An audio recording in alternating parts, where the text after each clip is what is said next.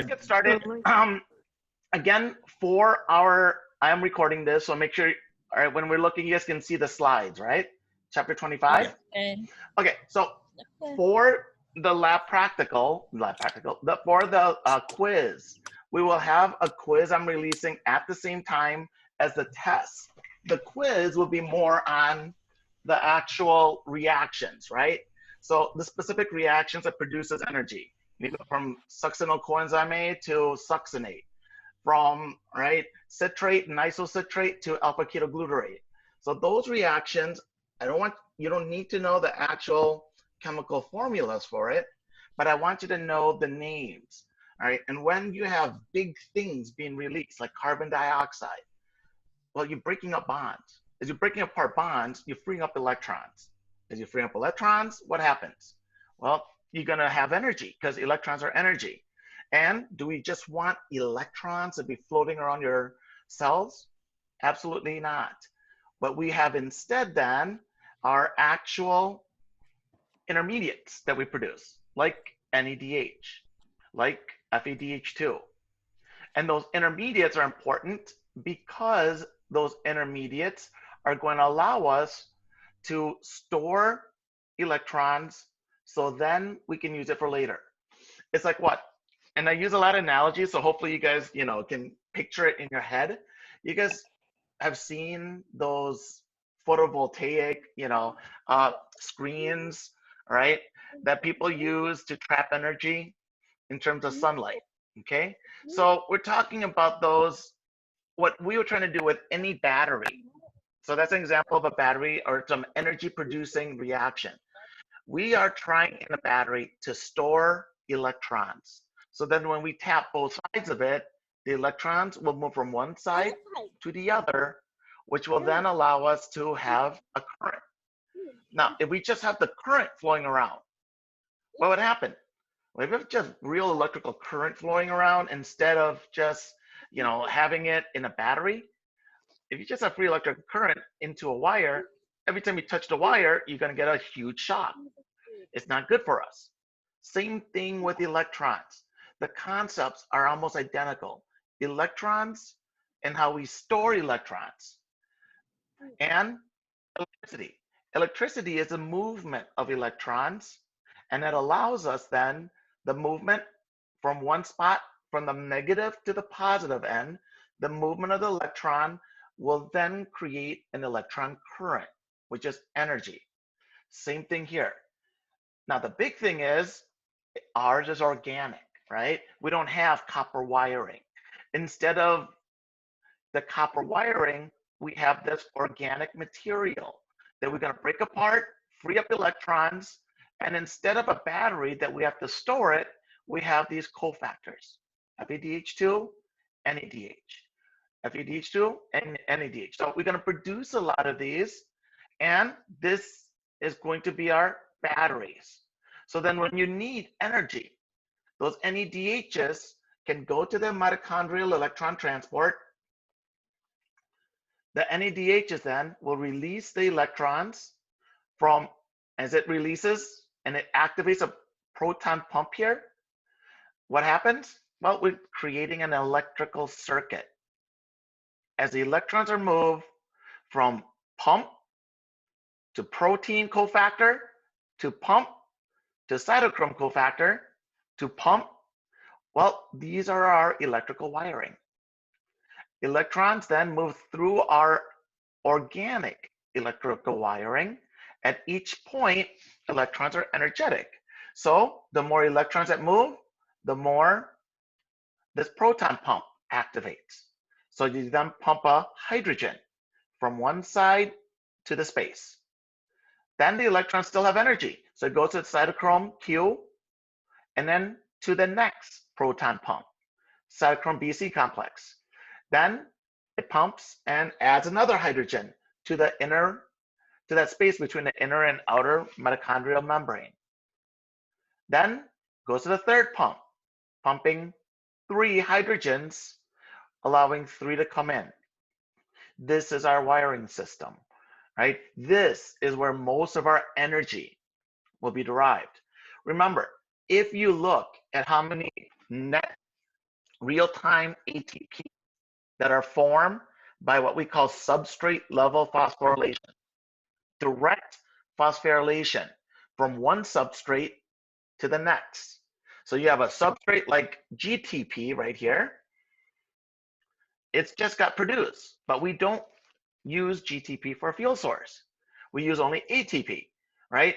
What happens? Well, this GTP gives up its high energy electron to activate the formation of ATP. So you have a substrate. Then you form this, right? This ATP from that substrate. The more GTP, the more ATP. But if you see it, only one cycle only produces one ATP. Not a lot of net energy immediately. And we saw, even though you run it twice over here, you produce two ATPs then per glucose molecule through the citric acid cycle. That's not a lot, right? You're not going to survive just by substrate level phosphorylation. We will, though, survive by producing these cofactors, right? And these high energy intermediates. Now, cofactors are named, very generalized name. So these high energy intermediate cofactors, NADHs, FADH2s, well, the more you store, the more energy in the form of ATP you will make from this. So let's take a look again. And it kind of should make sense. I want you to think, where is this all happening? Where is this happening, right? Keep in mind, it's happening, the Krebs cycle, in the matrix of the mitochondria. So if this is all happening in the matrix of the mitochondria, we're going to have a lot of NADH also being produced in the matrix of the mitochondria. A lot of FADH2s being produced. Perfect, because they are going to be what drives all these protons being pumped from the matrix to the space. So it kind of makes sense how everything is localized, right? You have all this NADH being produced here, and the NADH being produced drives these electron transport pumps that allows you to move the protons from one side, the matrix side, to the space between the membrane. And now what happens? You have a high concentration of hydrogen in that space. So then hydrogen has a huge concentration difference. High in the space, low in the matrix. Hydrogen wants to come in, and not only that, hydrogen is positively charged. The space is slightly negative. So now, not only do we have a concentration difference for hydrogen, we also have a polarity difference, a charge difference, right? So even if it's just hydrogen concentration gradient, you will have a lot of force as hydrogen's going through. But now you have hydrogen and a charge difference. That hydrogen's coming in through this small pump, this small channel. As it goes in, it's going to drive the reaction to produce ATP. And again, NADH right here produces 3 ATPs because it activates all 3 pumps. FADH2 only activates 2 of the pumps right here, the second and the third. Bypasses the first one. 2 pumps, 2 hydrogens, 2 ATPs. 3 pumps, 3 hydrogens. As it comes in, 3 ATPs. All right, so that's probably the easiest way for us to understand this. Now, I will ask you on the test generalized questions, right? Why does NADH produce more ATPs? We just kind of mentioned why. Because it activates more pump, right? I'm not asking in that form to name the pumps, but in generalities, it's because it activates more proton pumps. So then the more protons that it can release and pump into the space, the more that wants to come in because of NADH. Now, today we'll kind of finish up and talking about, I think I stopped, right? Talking about it with beta oxidation. So we're going to talk about it in terms of metabolism and metabolic needs. In terms of glycogenesis, glycogenolysis, I do want you to know for the exam what they are and what are the hormones meant to kind of stimulate or inhibit. The good news is if you know one, you should know the other because they're exact opposite. So glycogenesis is the formation of glycogen. Genesis, like in the Bible, formation, right? Glycogenesis is a formation of glycogen from glucose. When do we want to do this? And again, I want you to think about these, not just memorize it, because it should make sense. When do we want to produce glycogen? Well, when we have a lot of glucose. Makes sense, right? After you've just eaten, you have a lot of glucose, a lot of fats, and a lot of proteins, amino acids in your bloodstream. So it's a time of plenty then. So what are we going to do? All excess glucose then gets turned into glycogen. Now, important thing is this, and I do want you to highlight it, right? It's stimulated by insulin, and there are only two areas in the body where we can, right? Two areas where we can form glycogen. And those two areas then are the liver and the skeletal muscle. Why is that important? Well, because we only have two areas that basically form glycogen. And if you've ever played sports before, people have like this huge pasta dinner, like I used to when I played football and wrestled. And with a big pasta dinner, you're eating a lot of starch, which is just branches and branches and branches of glucose. So it's all just glucose. So the more starch, the more glucose. If you overeat starches, you will also have excess amount of glucose. And what happens?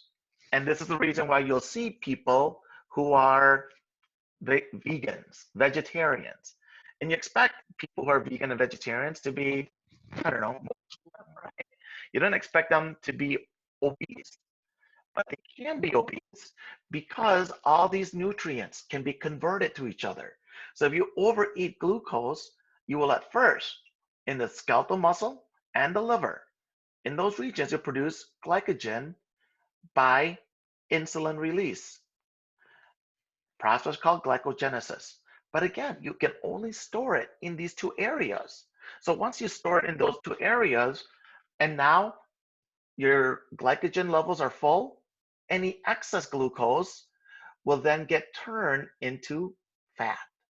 And that's why people can get very heavy, even though they are, if they're going to be on a vegan diet, if they eat a lot of starches, they can gain weight too. Now, insulin kind of makes sense. Why does insulin activate glycogenesis? Because insulin allows, right, to go into the cells. The more insulin, the more glucose goes from the bloodstream into the liver. Now, keep in mind, the liver is especially important. It's important because it's the only organ that you can have the reverse reaction going completely.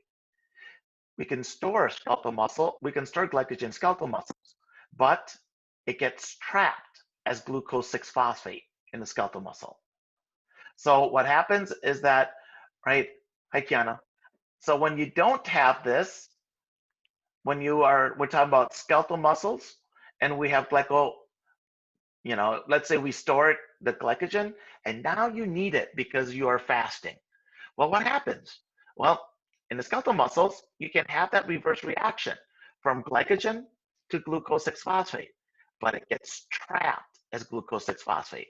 Remember, I think last week we talked about why formation of glucose 6-phosphate is so important. It's so important because this is the main intermediate. So then we can form glycogen.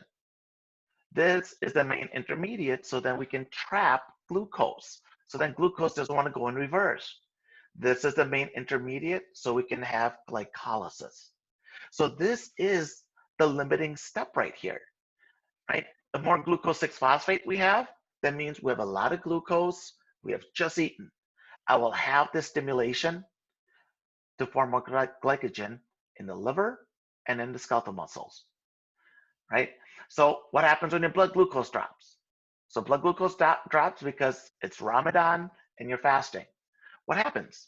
Well, in the liver, glycogenolysis occurs, the breakdown, and you completely form free glucose to release in the bloodstream from the brain, for the brain to use.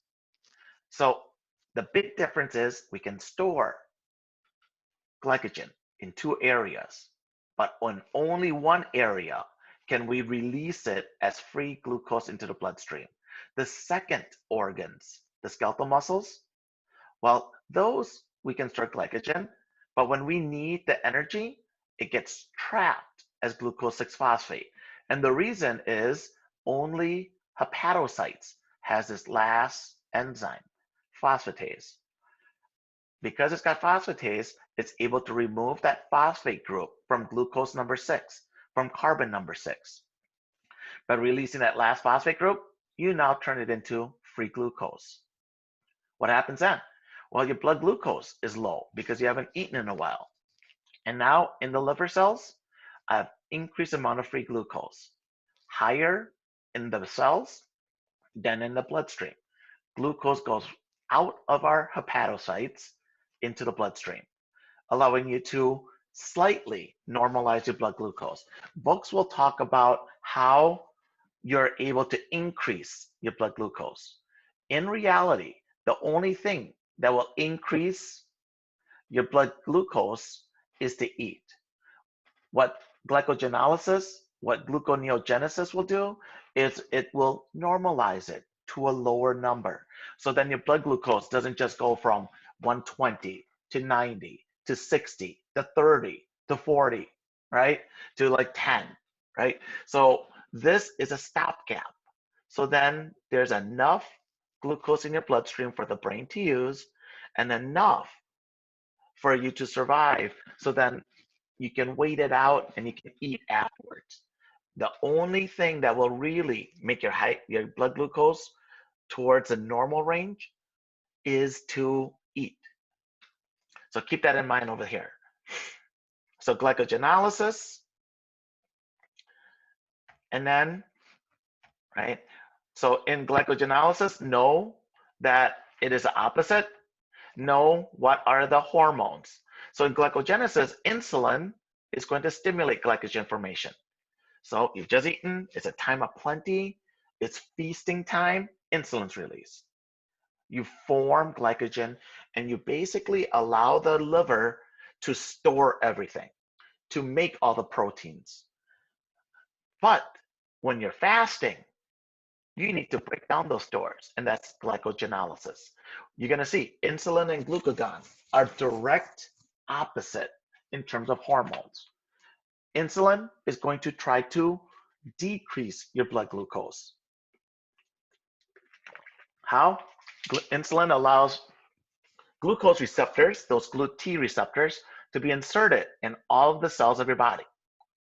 If you have a lot of GLUT receptors in all the cells of the body, well, those GLUT receptors allows glucose to go into your cells of the body. As it goes into the cells, there's less in the bloodstream. So then your blood glucose elevates after you've eaten. And then the glucose goes into your cells and your blood glucose should start to dip. Perfect. That's exactly what we want.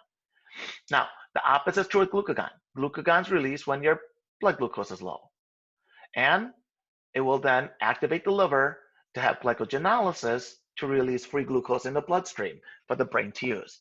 Now, most other organs use glucose and carbohydrates as their preferred choice. Specifically, the brain and the spinal cord and all the nerves prefer to use glucose. For the brain and spinal cord, it can only use glucose. The liver is the complete opposite, and it should make sense why. The liver prefers at all times to use alternative sources of fuel, either ketones or keto acids. The reason why is simple. Do you want the liver that should be releasing glucose when you're starving?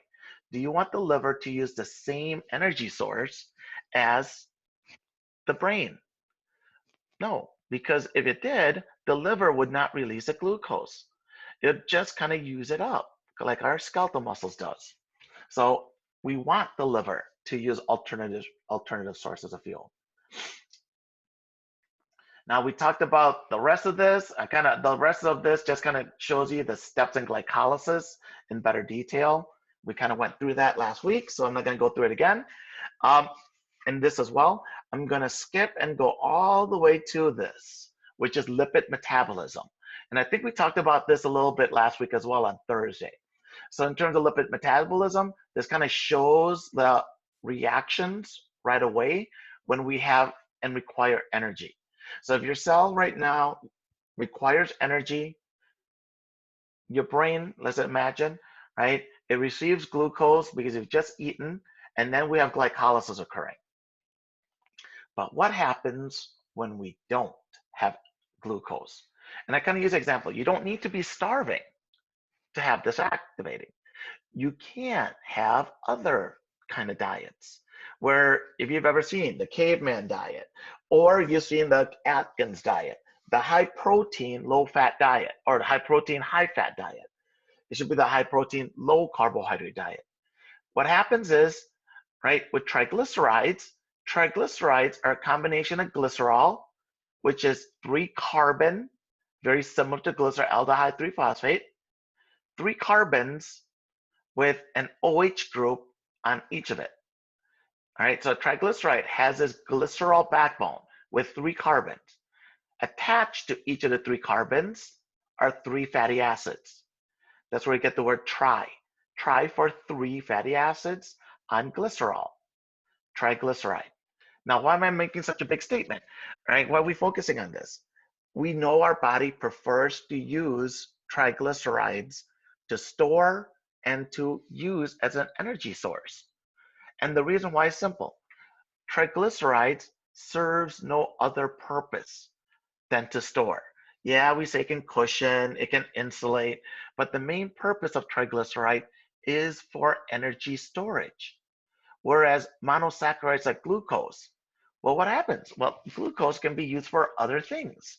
Glucose can be used to form, right, things like your ABO proteins, right, blood types, your RH factor blood types.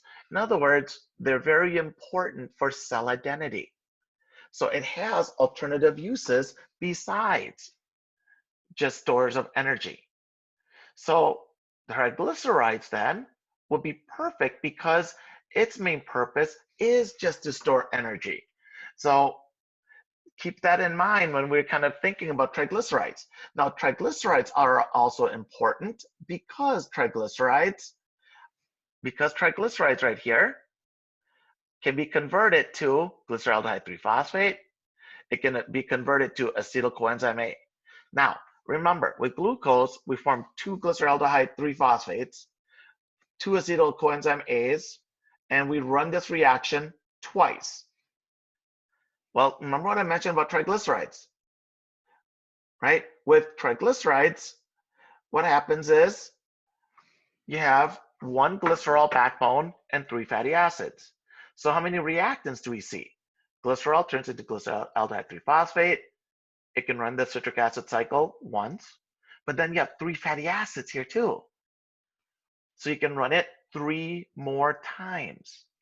You guys have heard that when you burn fat, you produce twice as much energy as when you burn glucose, right? Have you ever wondered why? This is why. This is exactly why. Because you can run the citric acid cycle twice as many times. With glucose, twice. That's it. With triglycerides, 1 time. And since we have 3 fatty acids, 3 more times. 4 cycles of the citric acid cycle. So twice as much energy, right? That makes sense. That's why we like to store the fat. Now, it kind of makes sense why we do it, especially before we have this glut of food. Nowadays, especially with the lockdown, it's really hard to get any exercise in, right? So what happens is, before this kind of situation where we have this large amount of food, we want to be able to store as much as we could so that when there's times of plenty, you fill up your stores of triglycerides. Because back in those days, right, anything before 100 years ago, so it's not that recent, so it's actually pretty recent. So before 100 years ago, and in some places even now, when there isn't food and you store all excess with its triglycerides when you have times where you are either fasting or, God forbid, when you're close to starvation. What happens is any excess triglycerides you had will be used up. So we can use the citric acid cycle to form enough ATP for the body to survive. Now, that's beta oxidation.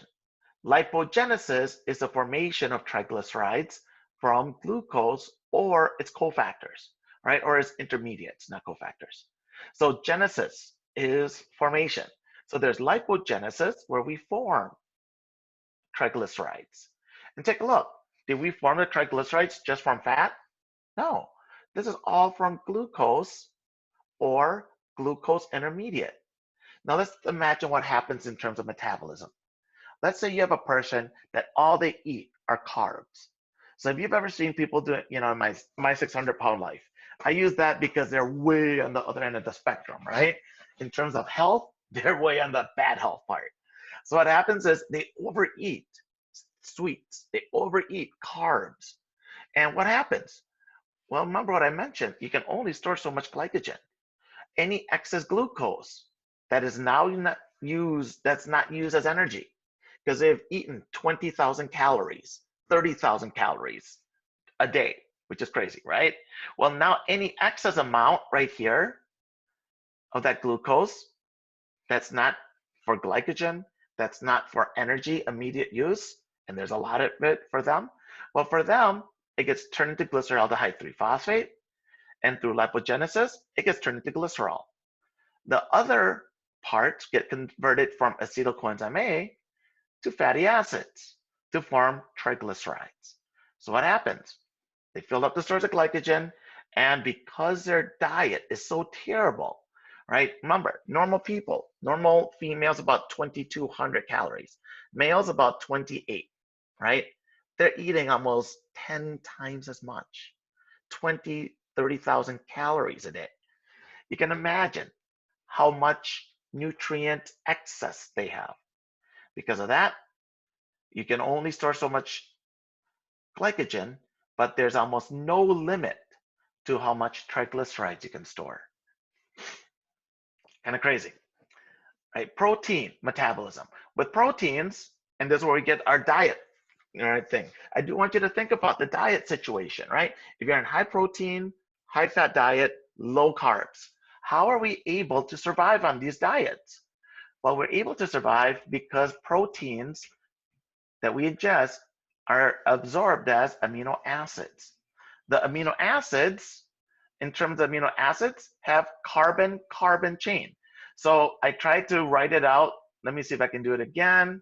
Last week, right, on a whiteboard over here. And when we're looking at this, I want you guys to, right, not make fun of my writing. And what I want to do is kind of write this amino acid, NH3, and then you have the carbon in the center, and then the carbon on the outside. Right, the carbon here is the acid group, carboxylic acid, right here. Right, and then this middle carbon, right here, that's what gives us the differentiation from one amino acid from another. So it can be something just like you have this hydrogen here and a hydrogen here, and now this amino acid is glycine. Well, what happened, right? If I have all these amino acids from my diet, what happened with that is this part right here, this part. Well, that part right here is going to look similar to acetyl coenzyme A. So that can be converted to acetyl coenzyme A really well. The big thing we have to worry about, though, is this. With this, we need to make sure that, right, we're able to get rid of this NH group. This amine group in amino acids, this group right here is toxic. So we need to get rid of it. So we get rid of it by attaching it to another amine, and then another carbon right here. This right here is urea. So this is urea, and by getting rid of that NH3 group from our amino acid, we can use the 2 carbons, modify it, turn it into acetyl coenzyme A. Energy. Now the problem is each amino acid only produces 1 acetyl coenzyme A's. So each amino acid only runs the citric acid cycle 1 time. So it's not energy efficient to store proteins as fuel sources. Not only that, proteins have other functions. So when we absorb the amino acids and we make proteins, right? Well, the proteins we make, every single protein has function. Every single fat cells has a function, but it's only for storage. But every single function of an amino acid is for the protein it will produce. So proteins, when we destroy it, because we're starving, and we've been starving for so long that we've already destroyed our stores of fat. What happens then? What happens is we are now super thin, and now we have to use protein as a fuel source. As you use protein as a fuel source, you're destroying the function of the protein. So if it's the skeletal muscles that we are now breaking apart, so then we can free up proteins, the proteins, and the amino acids that we convert from them, right? Well, we've destroyed skeletal muscles to do that. That's not good. That's why you see people that look very, very sick and ill, right? When they are starving. They look cachexic because they're destroying proteins, and every single protein has function, unlike triglycerides. Now, this is urea. Urea is one of those things where, right, urea, all right, is the reason why sometimes when people are on high protein diet, right, well, it's the reason why their urine smells. One of the things that does happen is people do complain of the urine smelling a lot after they started this Atkins diet. Also, how do we get rid of urea? And we'll talk about it later this afternoon. We get rid of urea by way of urination. And we have to get rid of this NH ammonia. We need to get rid of it. So then we can use the carbons and turn it into ketones and keto acids. The ketones and keto acids then goes into the cells where it gets converted to acetyl coenzyme A. The ammonia is converted to urea and excreted out through urine. Now, there are other ways to excrete urea. One of the ways is that in slight amounts, we do sweat some of the ammonia and the urea out. That's one of the reasons why, and it sounds gross, one of the reasons why when people are working out and they get real sweaty and they forget to wash their clothes, that's one of the reasons why it kind of smells like ammonia the next day. When you smell it, and everybody does it, so I'm just gonna mention it for myself, but you pick up your shirt, you know it's dirty because you wore it and you had a good workout, you forgot to put it in the washing machine. So instead of just putting it in the washing machine, you smell it first. And right away, that smell ammonia hits you, besides body odor, right? The smell ammonia is because some of the ammonia is released through sweat, but the vast majority of the NH ammonia, right, will be gotten rid of by forming it to urea and then urinated out. Now, again, and this part is really important right here, amino acids are not stored in the body. In other words, we can store glucose as glycogen. We can store fats as triglycerides. We can store glucose as triglycerides too. But amino acids are not stored in the body. Amino acids are used to make proteins. And proteins are not storage. They are functional. So when you break down proteins, because you've been starving for a long time, you lose the function of that protein. So these are all the different amino acid metabolites and where they can go into the glycolytic reactions or the citric acid cycle. Obviously, I don't need you guys to memorize this. I just want you to understand that with all amino acids that we get from our diet, all of the amino acids from the proteins we eat can be entering, right, our oxidative metabolism at different areas. So you have alanine, cysteine, glycine, serine, and threonine right here. They can enter glycolysis at pyruvate and then run the citric acid cycle. Keep in mind, right, with all of these amino acids, how many times, how many reactions, how many cycles do we get? Only one, right? Triglycerides, you can run it 4 times. For each amino acid, you can only run it once. So not only are you destroying a protein when you need energy from it, you're destroying the function of the protein. That's, that's a disadvantage number 1. The second disadvantage is once we destroy the protein, each of the amino acids we use as a fuel source only runs the citric acid cycle 1 time, making it very inefficient. So our body has what we call a protein sparing effect because of it. Again, here's the amino acids. Here's the keto acids that we will then release into the bloodstream. Now, the thing is, we just need to get rid of this NH2, NH3 group right here, right? As long as we get rid of the amine group in amino acids, all these, what we call the alkyl chain, right? Now, most of you guys have hopefully taken some of either biochem, right? Or you've taken some kind of chemistry, right? And it's general chemistry where they do talk a little bit about it. Anybody's ever heard of an alkyl chain? Yep. Yeah. All right, an alkyl chain is basically a carbon chain. That's all, all right? So what we see is that there's gonna be this R group, right? Gonna be what makes this amino acid different than the other ones. But this keto acid is what will be released into your bloodstream. So then this 2-carbon backbone can be converted to one of these many intermediates. So then we can run the citric acid cycle 1 time.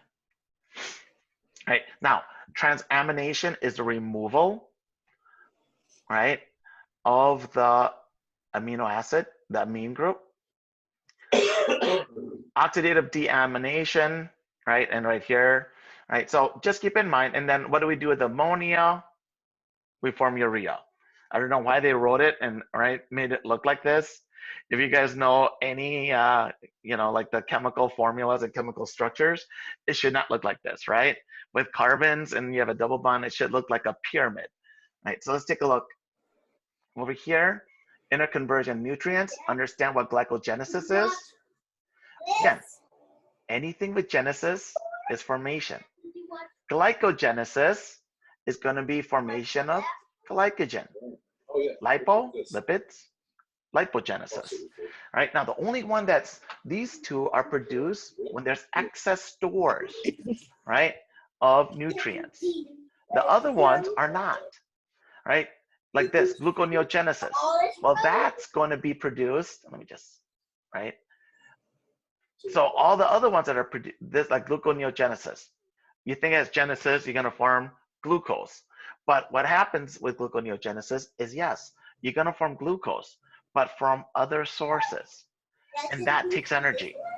And because it takes energy, we do not, do this unless you really need to. So these last two, lipogenolysis, gluconeogenesis, lipogenolysis is the last one here too.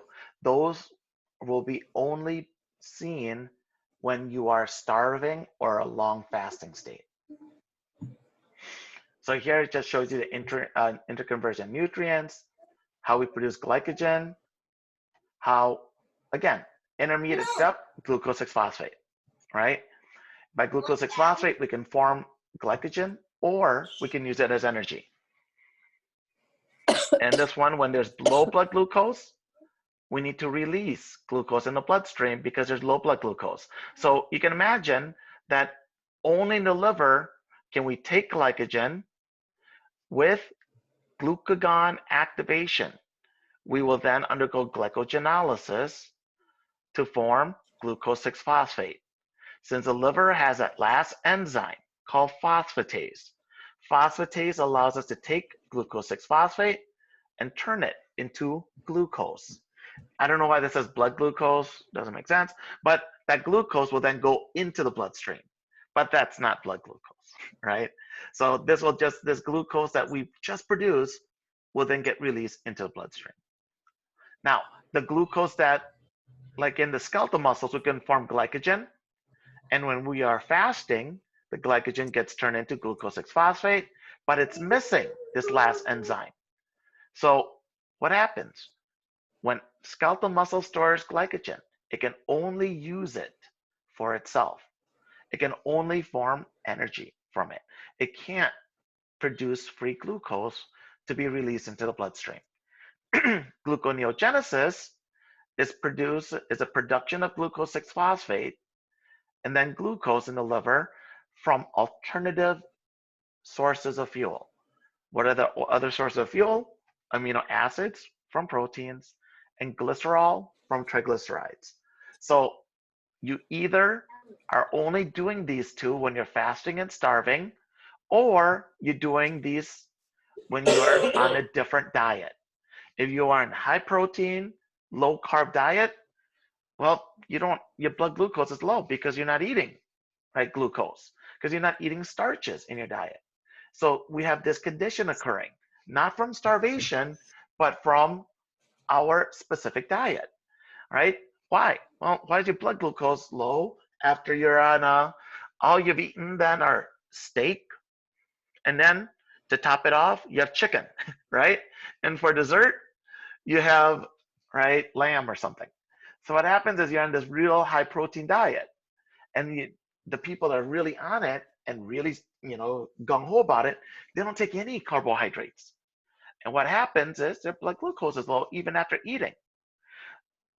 Glucose is the only source of fuel for the brain and the spinal cord. So when it's too low, your body acts like you're starving, right? And the amino acids and fats that we have eaten undergoes gluconeogenesis, turns into glucose 6-phosphate in the liver, and the liver then turns it into free glucose. So then we can increase your blood glucose count. By the way, it will never normalize, right?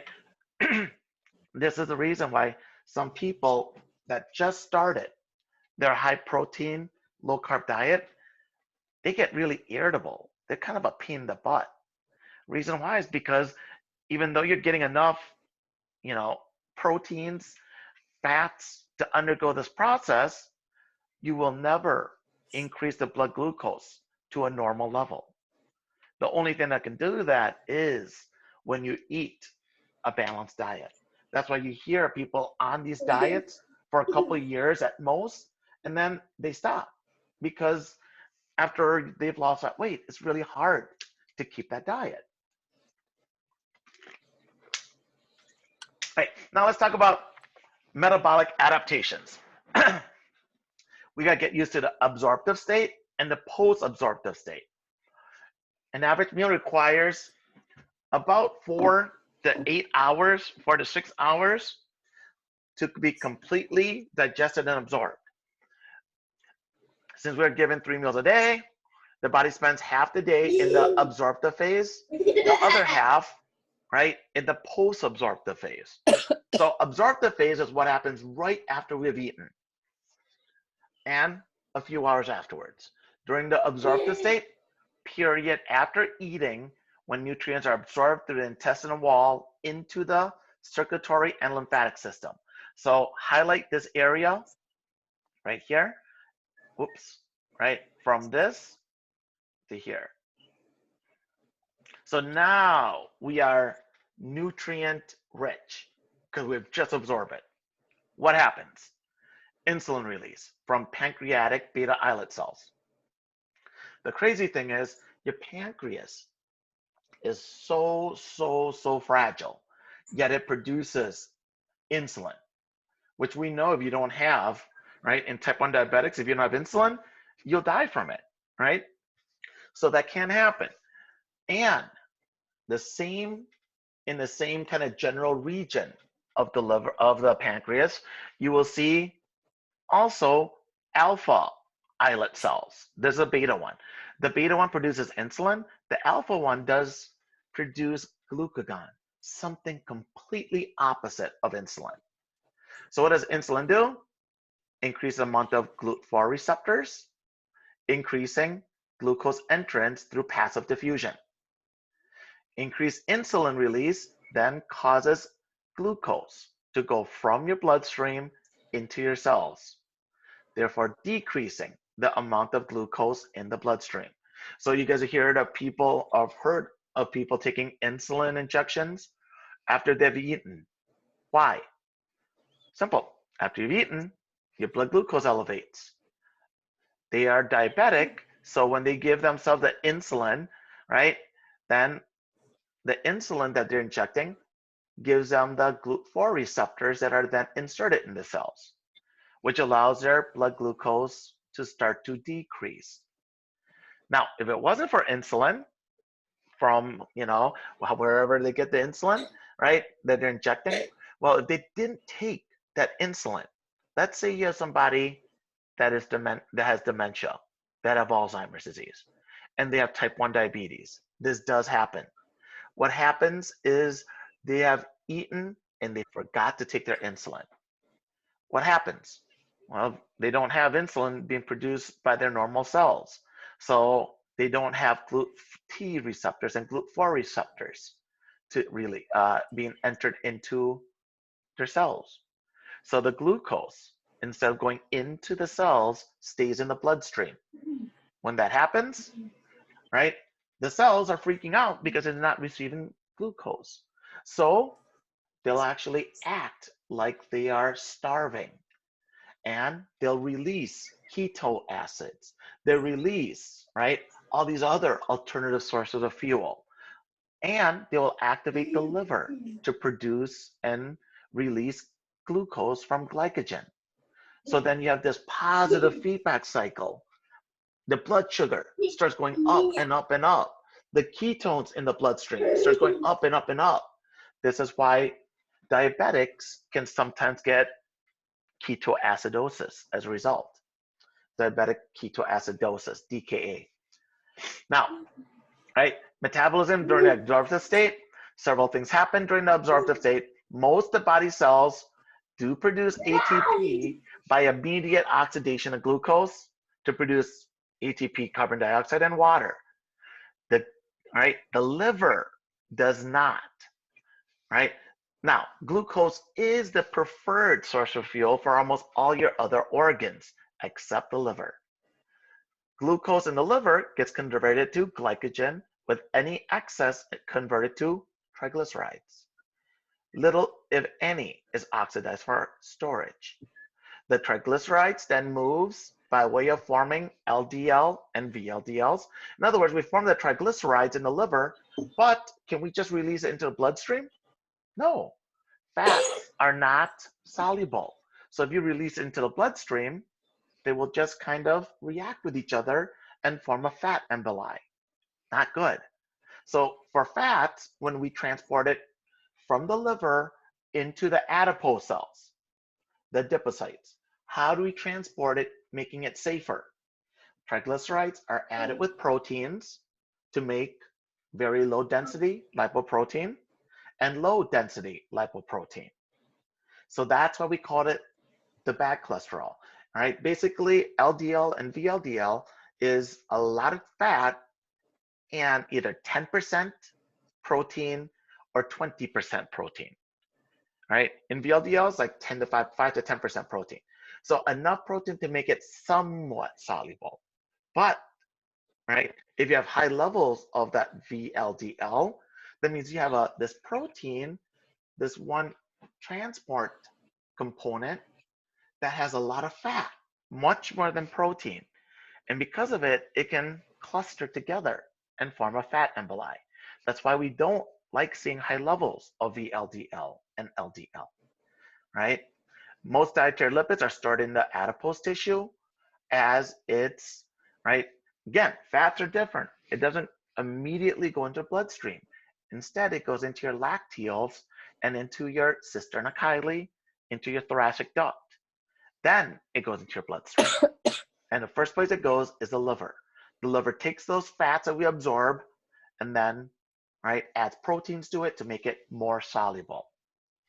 So then we can transport it to the fat cells. Now, this is probably the best way of understanding this. I like this one, all right? So what happens in the absorptive state?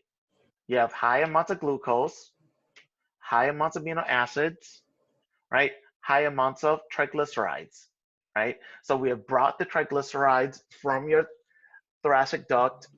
It's gone into your left subclavian already. And now we have high amounts of everything because we have a nice balanced diet.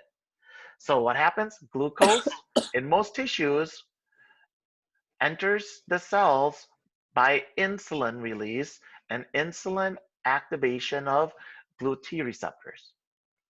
So in the skeletal muscle, right, in the heart, in every tissue except the liver, the glucose enters the cells and is immediately oxidized for energy. Right? Now, any excess glucose, especially in the skeletal muscles, that excess glucose, right, the very first amount gets used for energy, and any excess amount gets turned into glycogen. Again, glycogen here, though, is trapped. Right? In the liver, glucose gets turned into glycogen and fats, right? Triglycerides.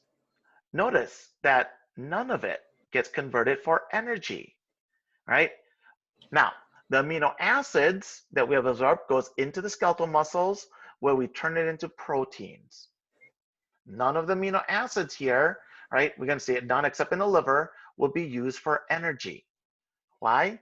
Amino acids all form proteins which all have functions.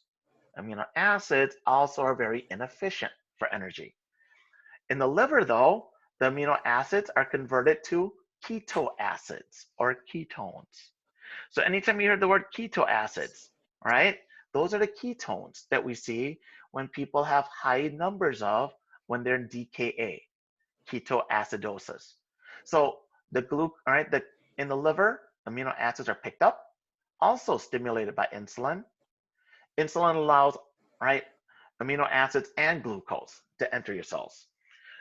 In the liver, the amino acids are removed with their NH3, and the liver uses those brand new keto acids as the main fuel source. Not glucose, but keto acids. So even in times of plenty, after we've just eating, right? So time of plenty, there's lots of glucose, lots of nutrients around. Even then, the liver uses keto acids, not glucose, as a fuel source. Every other cell prefers to use glucose. So any excess amount of ketones and amino acids get converted to the proteins. Keep in mind, right? Albumins, fibrinogen, all the clotting factors are proteins produced by the liver.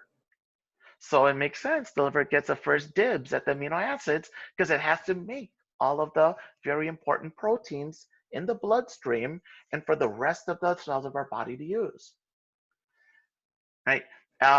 Fatty acids gets converted to triglycerides. The triglycerides then gets in the liver, we attach some protein to it that allows it to be somewhat soluble. Remember, fat and water doesn't mix. So how do we get it to mix slightly so then it doesn't just precipitate out and form a clot? Well, how do we do it? We add protein to it. As we add protein to it, we form a VLDL.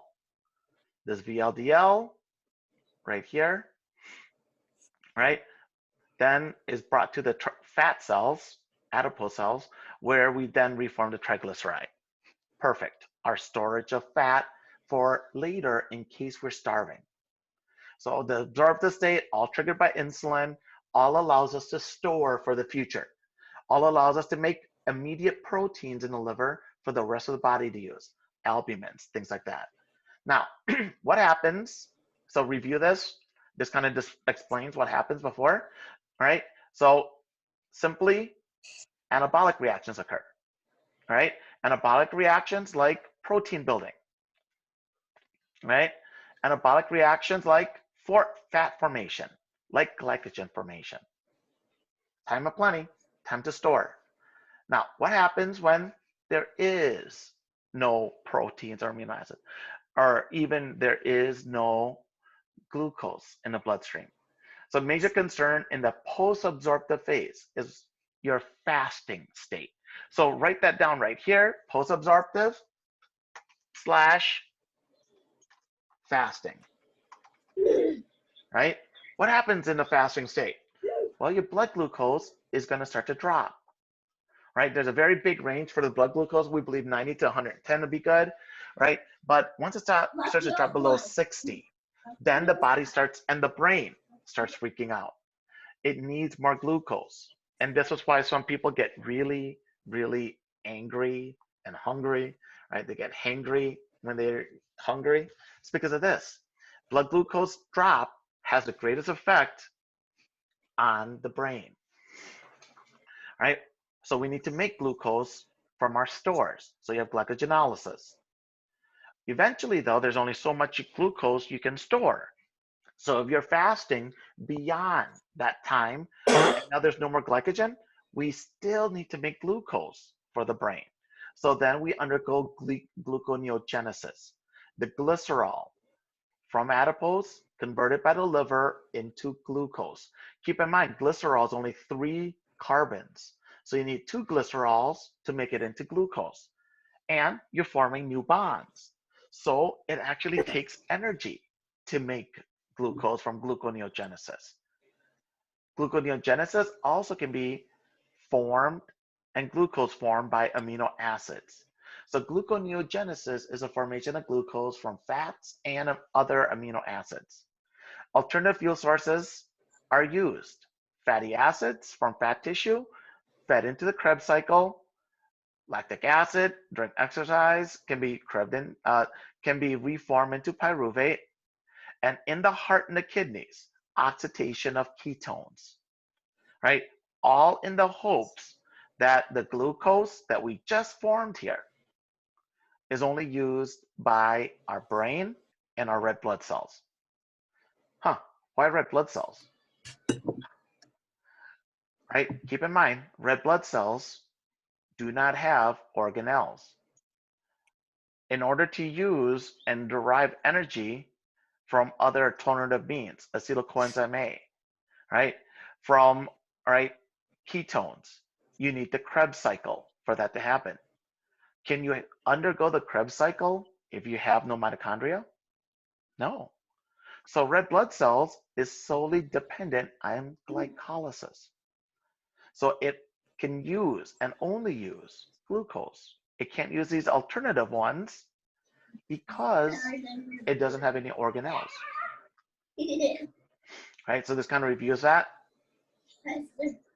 Right, now, post-absorptive state reactions produce glucose from glycogen, glycogenolysis, gluconeogenesis of all other reactants are seen. So review those over here as well. What else happens? I don't know why that color is so different.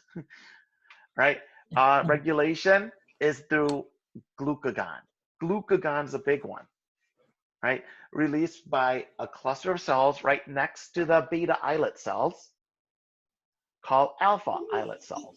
And it does the exact opposite of insulin, right? Insulin allows glucose to go into your cells. Glucagon allows glucose to exit your liver cells. Glucagon is going to activate catabolism, the breakdown of our stored nutrients. Insulin activates anabolism.